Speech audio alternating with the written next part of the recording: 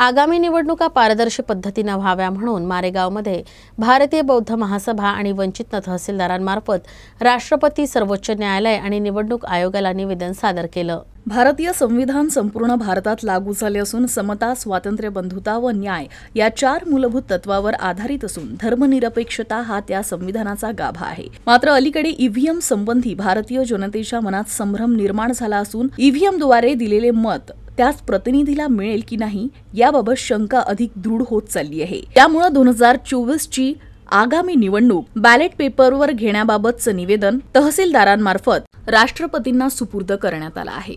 वंचित बहुजन आघाडी शाखा मारेगाव तर्फे आम्ही ईव्हीएम हटाओ आणि देश बचाओ यासाठी आम्ही निवेदन देत आहोत। मारेगाव तालुका तर्फे भारतीय बौद्ध महासभा जिल्हा शाखा यवतमाळच्या तर्फे ईव्हीएम हटाओ आणि देश बचाओ अशा पद्धतीची मागणी आम्ही सर्वत्र जिल्ह्याच्या कार्यकारिणी आणि तहसीलच्या कार्यकारिणीच्या माध्यमाने तहसीलदार यांच्या मार्फत देत आहोत। तरी ते आपण निवेदन स्वीकारावं आणि त्याच्यावर कारवाई करावी हीच आमची नम्र विनंती आहे।